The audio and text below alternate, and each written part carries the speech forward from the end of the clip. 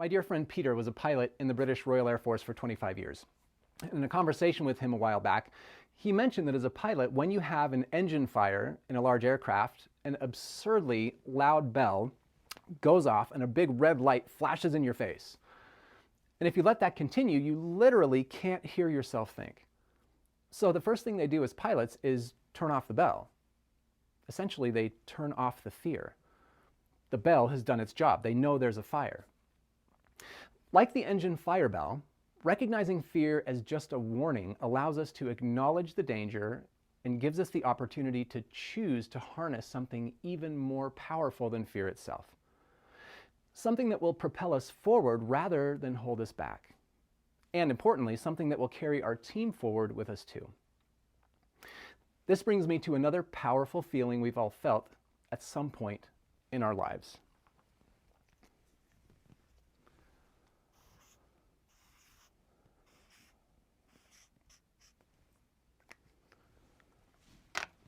Love.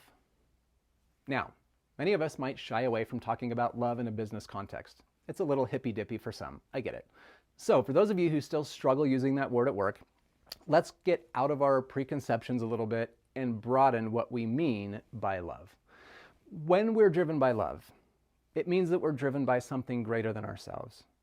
It's about lifting others up, not about lifting ourselves up. It's about seeing possibility rather than scarcity. It's a stand for something rather than a position against something. It's about leading with humble confidence rather than with ego. It's sort of like a bus with love on one side and fear on the other. At any given time, and in any given situation, the drivers of fear and love are trying to jump into the driver's seat. We always have a choice which one takes control. We can let fear grab hold of the wheel, or we can choose to get love in there instead.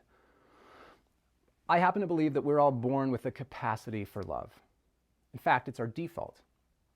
A newborn child is extremely vulnerable and instinctively puts its trust and survival in the hands of others. A young child on the playground will naturally embrace other kids, regardless of race, gender, or any other demographic. They see the world as a place of creativity and opportunity without restriction. But interestingly, the society humankind has built is not like that.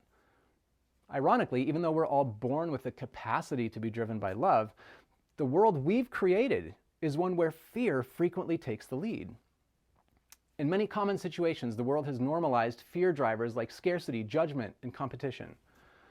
Think about it. At school, we're encouraged to get ahead, to get the best grades, to look a certain way, dress a certain way, and be accepted by the right crowd.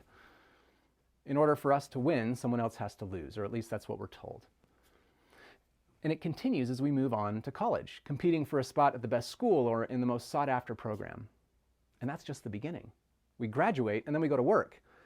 We compete with others as we go after the best jobs with the best companies, and it doesn't end there. Once we actually get the job, then we're worried about how much our boss likes us, if we're on the list for a promotion, or if we'll even get to keep our jobs when times are tough.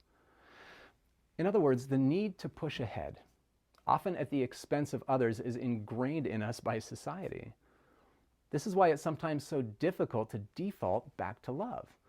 We've been trained to react from a place of fear.